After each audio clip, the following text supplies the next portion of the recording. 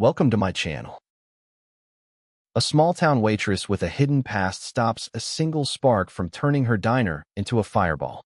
But when the truth comes out, that she was once a covert bomb tech known as Trace, her quiet life collides with danger, gratitude, and a legend she never asked for. They call it the Prairie Gate Diner. It's wedged between a gas station and a used tire lot on the outskirts of Stillford, Wyoming. Open 24 hours. Coffee always hot. Grease always just a breath away from ignition. I work the night shift. My name's Lena Ward. I'm 28, and most people in town assume I'm just another quiet waitress who never made it out of nowhere. I serve hash browns and refill mugs for drunks who forgot how to go home. Nobody notices much else. That's the way I like it. I keep my hair tied back, my apron clean, my voice low. I live in a room above the diner. Rent's cheap, and the view's just dust and roadkill, but it's mine.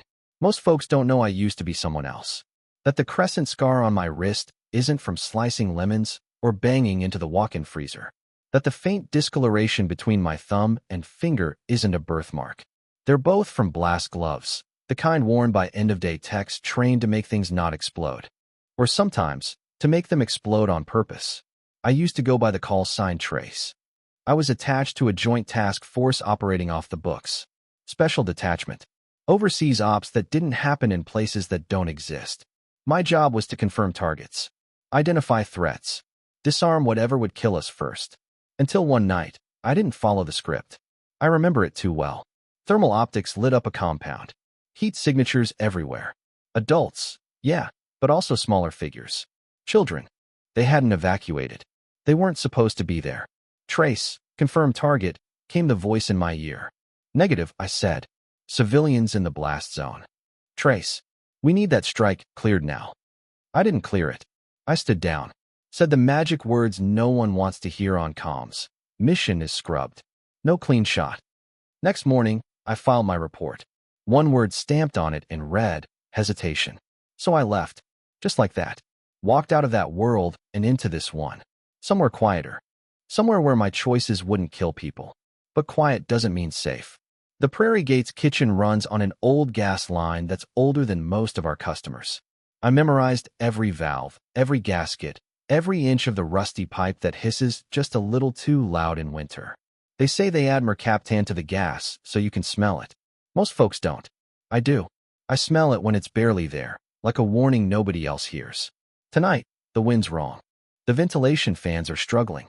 Rain's tapping the windows, and every now and then, the lights flicker like they're about to give up.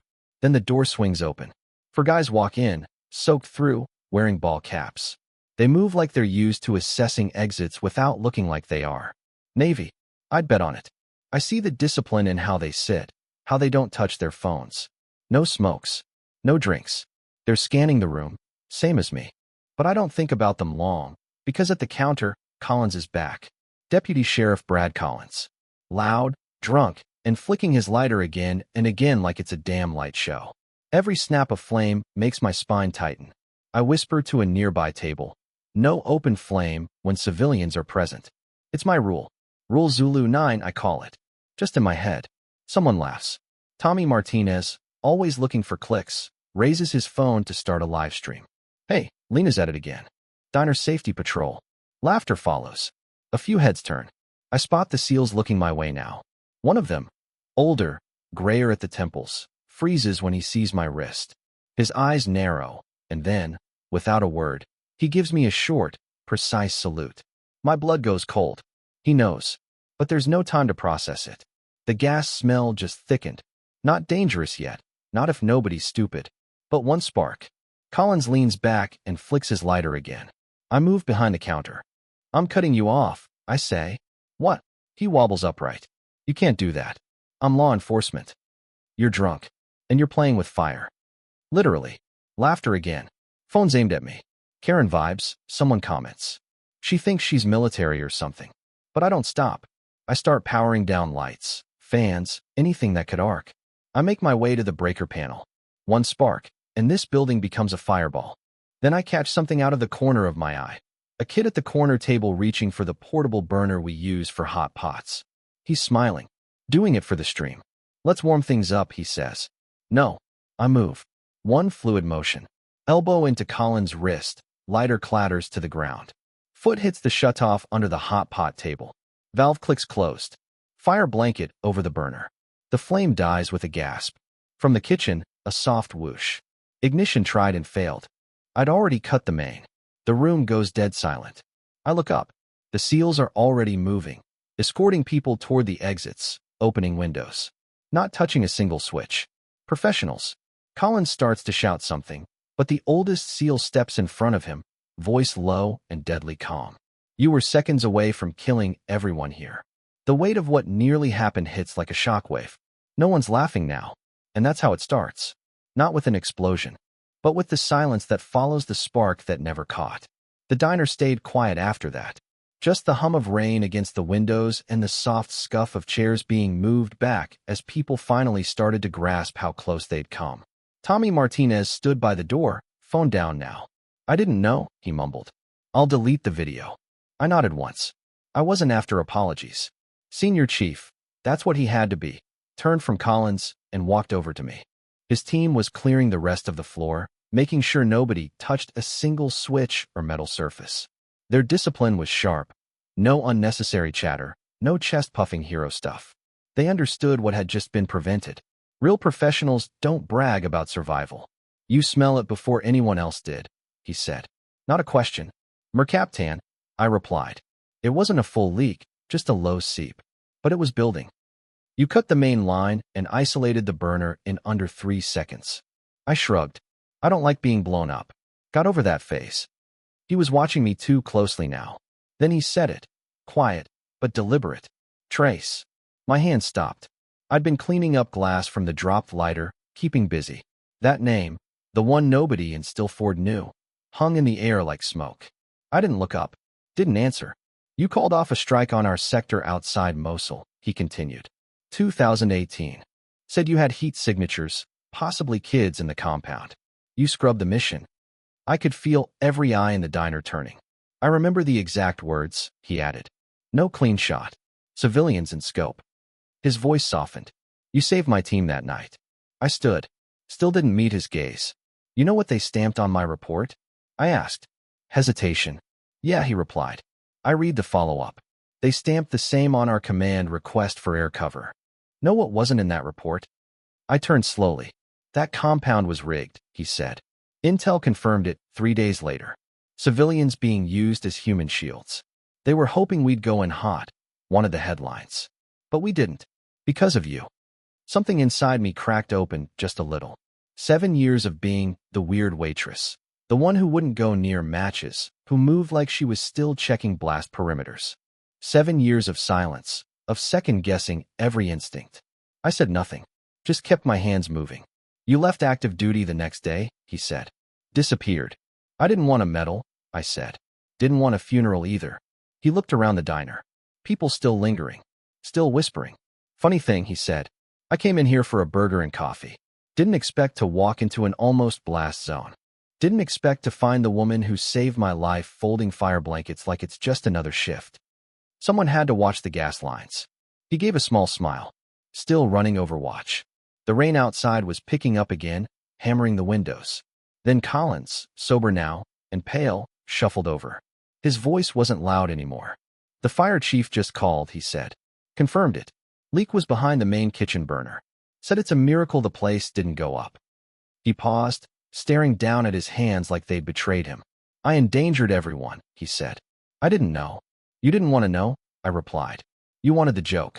Wanted to poke the crazy waitress. He nodded, shame thick on him. Then reached into his jacket and pulled out his department issue lighter. Held it like it weighed 100 pounds. I'm handing this in. Effective immediately. And, if you ever want to work with the sheriff's office, we could use someone with your instincts. I didn't take the lighter. Didn't take the offer. Just watched him walk back to his table. Then Sarah Kim, night nurse from the urgent care clinic, came over too. My dad used to work pipeline safety, she said.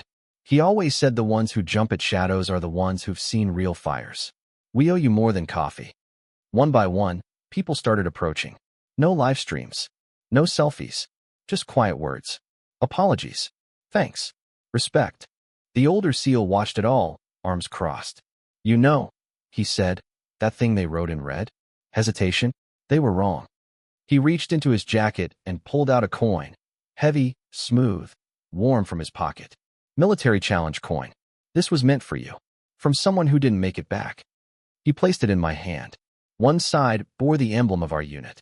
The other side, etched into the metal, were the words. First, do no harm. Then do what's needed. I stood there, diner lights flickering back to life overhead, the weight of the coin in my palm like gravity itself. Sometimes hesitation isn't fear. Sometimes it's wisdom. Sometimes it saves every soul in the room. The next morning, I came downstairs like I always do, 6:03 a.m., 2 minutes after opening. The morning shift kid was late again. He always is. But something was different. There, taped to the inside of the glass door, right under the Prairie Gate's hours of operation, was a small white sign. Laminated. Clean lettering in block print. Rule Zulu 9. No flame if civilians are in the room. I stared at it for a long moment. I hadn't made it. Someone else had. The letters were neat, military style. Too precise to be from a civilian. I had a hunch about which veteran with gray at the temples and a keen eye for gas lines might have done it. The regulars trickled in around 7. No one mentioned the sign. They didn't have to. By noon, the story had already spread. Not as gossip, not the way small towns usually chew through people, but as a lesson. Someone had almost gotten everyone killed. And someone else, the quiet woman who refilled coffee without asking, had saved the whole building. By the end of the day, Fire Chief Robbins called for a town safety meeting. Not because of a fire, he said. Because of what didn't happen. He held up a laminated chart. This is what you do when you smell mercaptan. That's the odor additive in gas. You don't panic. You cut flame. Open airways. Get out. Quietly. You don't argue. You don't record videos. People actually listened. Then he nodded in my direction. These new protocols. They're based on what one of your own did, without being told, in the heat of a near disaster. No applause. No speech. Just a moment of eye contact that carried everything it needed to. By the following Thursday, half the businesses in Stillford had new signs in their windows. Gas safety drills. No open flame inside. One bakery owner even put up a small fire map, showing where the shutoff valves and breakers were. I didn't ask for any of it. I just kept showing up. People stopped mocking the way I walked the perimeter at the start of my shift. They stopped laughing when I sniffed the air too long. Instead, they started asking questions. Where's the valve for the coffee warmer? Should I be worried about this pilot light? Do you teach people how to check? So I started. 10-minute talks during downtime. Nothing official. No lectures. Just what I'd learned the hard way. Smell. Listen. Look, I'd say. If it smells sharp like sulfur, cut the flame. If it hisses, evacuate.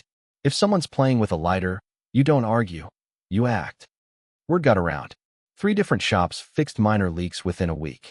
1 bakery, 1 daycare, 1 old VFW hall.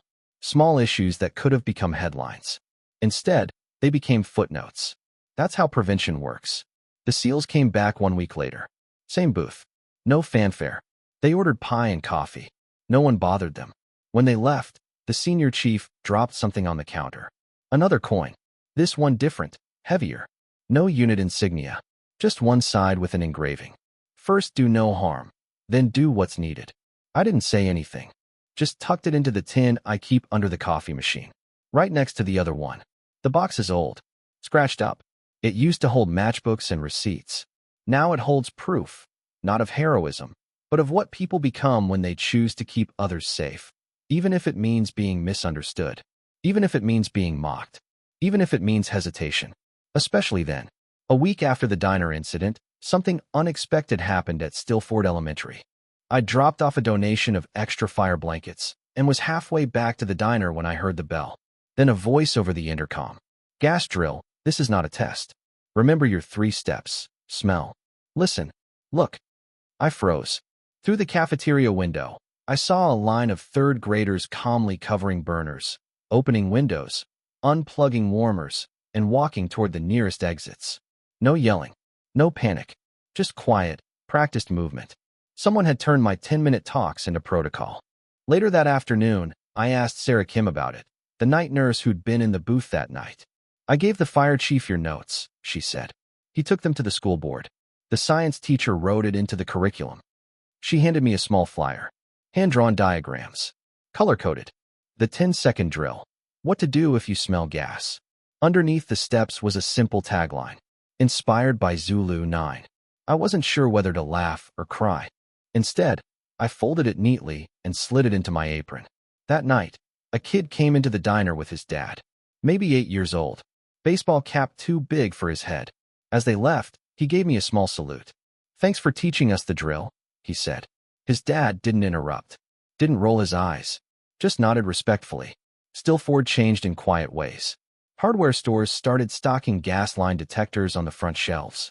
The local paper ran a 2-inch column titled, "This Week in Safety." First issue was just a reprint of the diner incident, edited down and signed by the fire chief. Deputy Collins came in twice a week now. Sober, respectful, always nodding at the Zulu 9 sign before taking a seat. He never ordered anything with open flame. Tommy Martinez stopped filming people. He volunteered at the community center instead. Taught kids how to use fire extinguishers.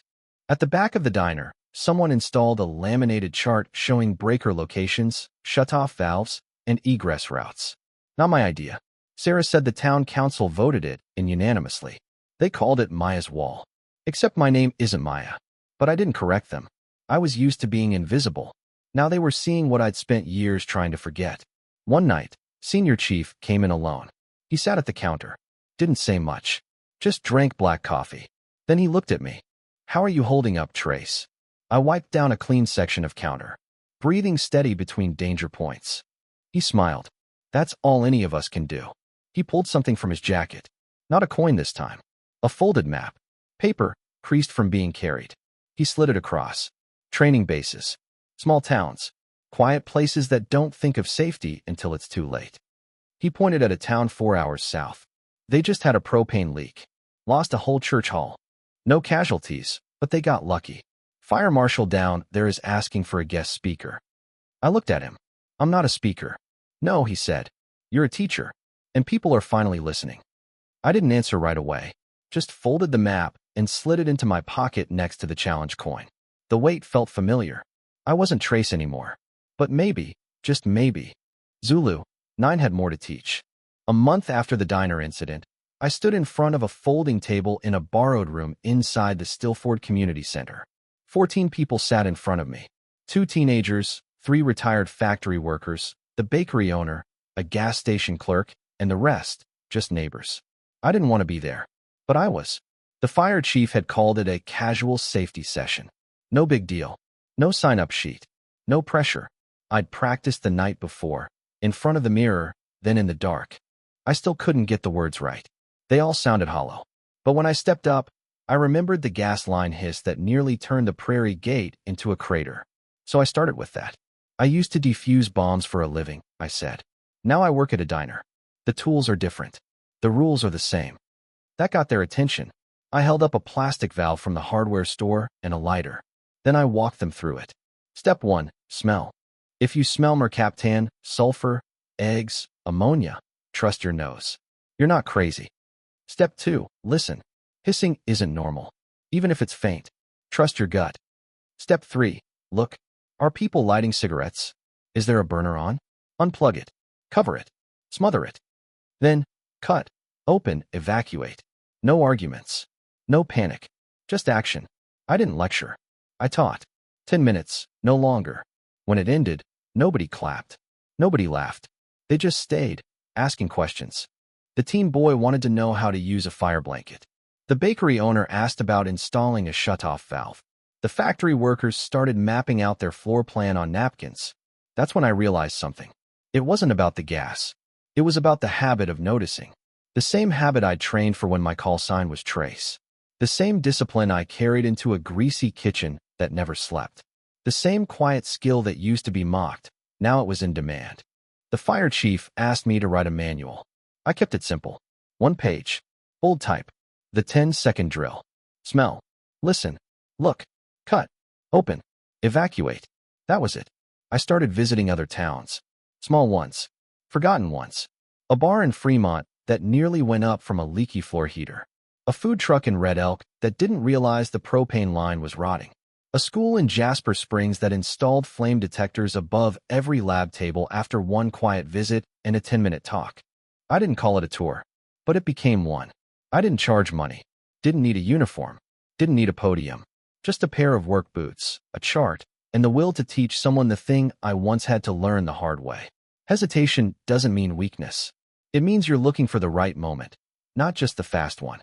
Sometimes, the best thing you can do isn't to act first. It's to act last, but right. That's what Rule Zulu 9 really means. A fire chief in a town called Wind Ridge called me one morning. Said he got my name from Stillford. You the waitress who defused a gas incident with a fire blanket and a boot. I paused. That's me. Can you come talk to my station? I hesitated. I'd been keeping it small. Diners, schools, maybe a town hall. This was a firehouse. Professionals. People who actually wear the gear, who run into burning buildings. You sure you want a diner waitress teaching firefighters? He chuckled. Lady, half our crew heard about the Zulu 9 rule before they heard it from me. We figured we'd go to the source. So I drove out 2 hours west, past cattle fields and 2 gas stations, into a town where the welcome sign still had bullet holes. Wind Ridge Fire Station number 2 wasn't big. 2 trucks, a chief, a part-time paramedic, and 6 volunteers. They didn't salute. Didn't introduce themselves like they expected a resume. They just handed me a coffee and said, start wherever you want. I told them about the Prairie Gate, about Collins, about the kid with the burner and the spark that never caught. Then I showed them the coin, the one that read, first do no harm, then do what's needed. I didn't name the unit. Didn't need to. They got it. You were military, one of them said. I was Trace, I answered. Once.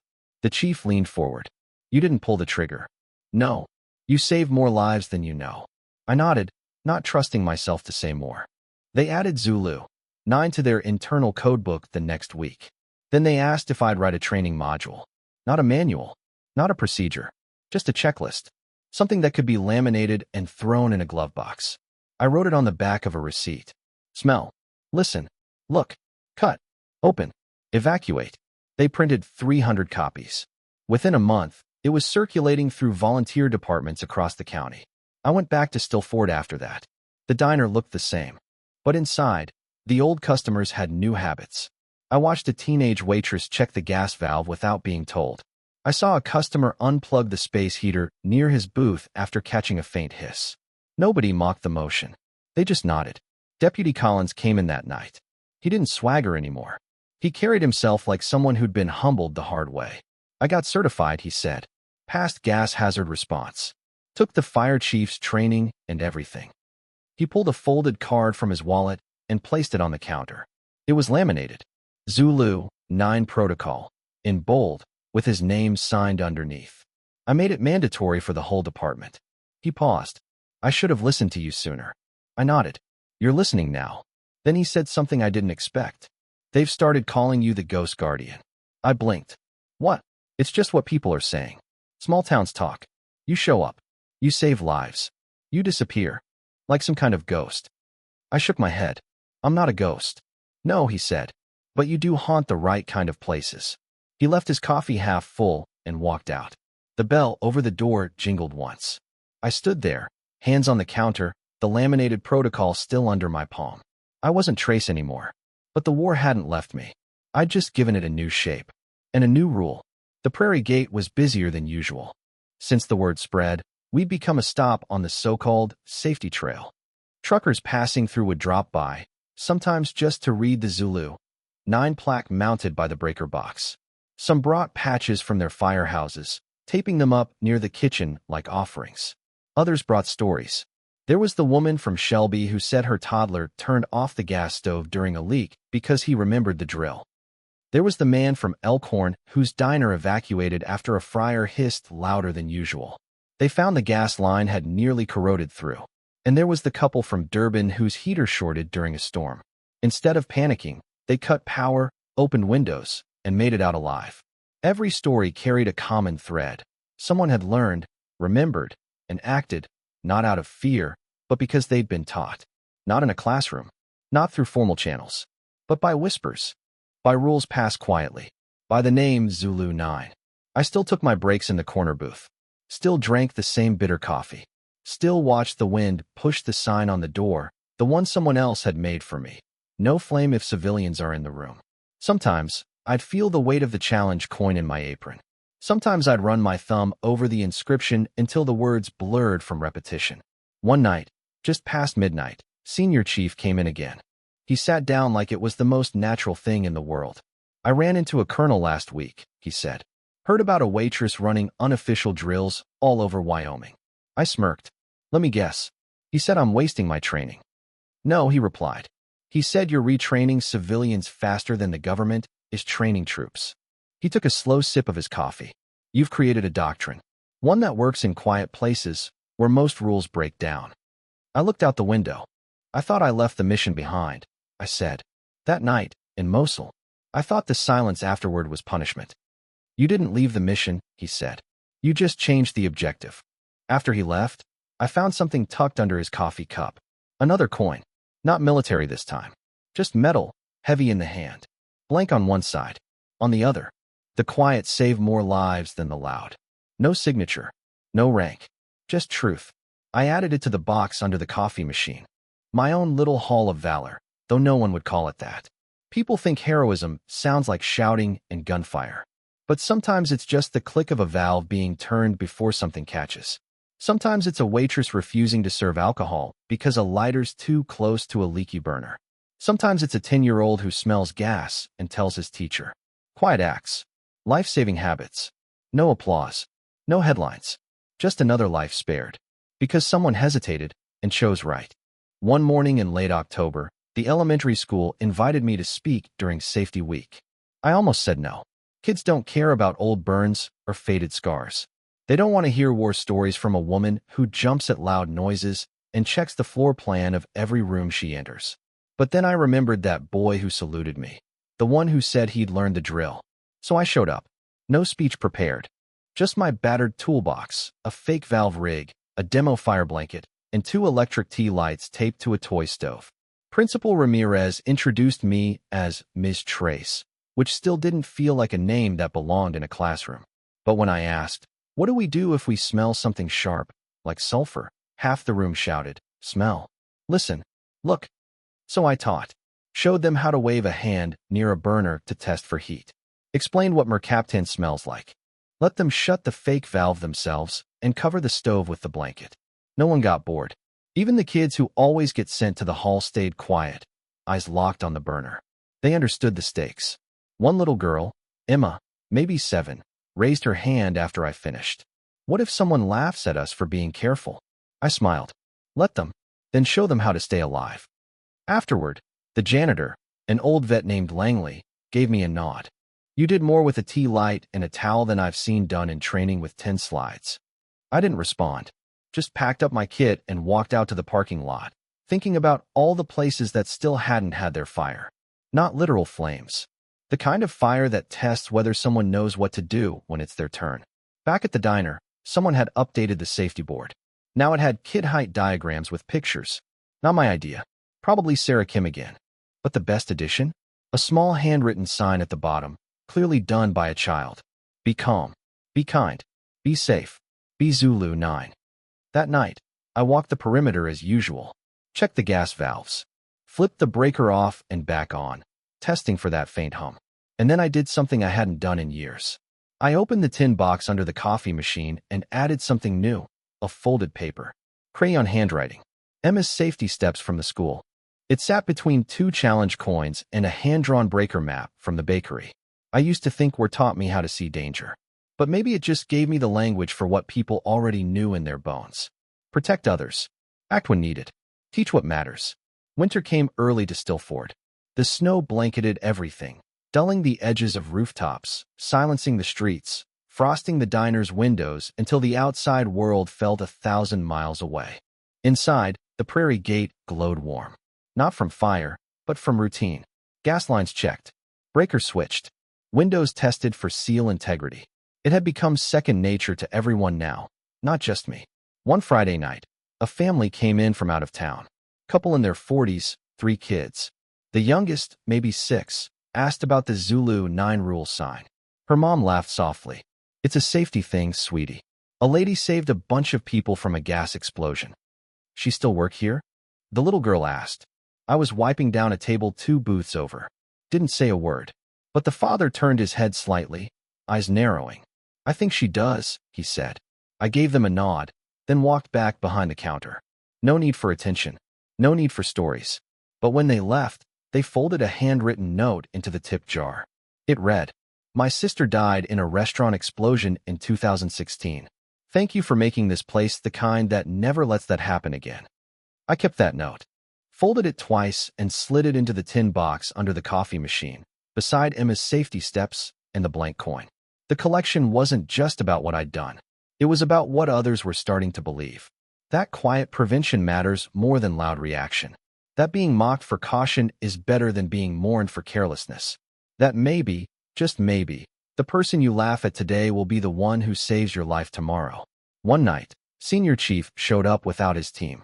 He looked older, not from time, but from some weight behind his eyes. He drank his coffee slow, then looked at me across the counter. "They're retiring your old call sign," he said. "Trace." "Yeah. Command says it's inactive. No reassignment." I tilted my head. "Why?" "They figured you earned it. Said it belongs where it made the most difference." He pulled something from his coat. A patch, cleanly stitched, black and gray. No unit insignia. Just a small symbol of a gas flame with a cross through it. And beneath it, 2 words. Zulu 9 Guardian. I stared at it. No one spoke. Then I reached for the tin box. Opened the lid. Made space. The patch fit perfectly. No medals. No salutes. Just a badge for a battlefield most people never see. The one hiding in fluorescent lights, gas lines, and unspoken risks. It's just past midnight now. Stillford is sleeping. The diner is empty, save for the hum of the refrigeration unit and the soft tick of the old wall clock above the exit.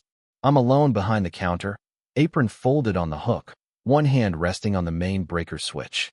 The rain has started again. Light steady. The kind that taps against windows like a whispered reminder that nothing stays still forever. Outside, the Zulu 9 sign sways gently in the wind. Every now and then, I still hear the voices in my head. The mission orders, the targeting coordinates, the breathless waiting for confirmation. I used to think those voices were ghosts. Now I understand they're memories of decisions made when it mattered most. And they don't haunt me anymore. They ground me. I run my thumb over the latest addition to the tin box, a sketch from a school in Wind Ridge. A crayon drawing of me in an apron, standing beside a gas valve. The words written in big, looping letters. Be calm. Be safe. Like Zulu 9. I never asked for the name. I never imagined it would follow me. But here it is, etched into diner walls, protocol cards, and childhood notebooks. I used to think silence meant failure. That my refusal to pull a trigger made me weak. That hesitation would brand me forever. But the truth? Hesitation saved lives. It always has. And not just in war zones. In kitchens, classrooms, cafeterias, corner stores. Anywhere a spark meets gas, and the quiet one in the room knows what it means.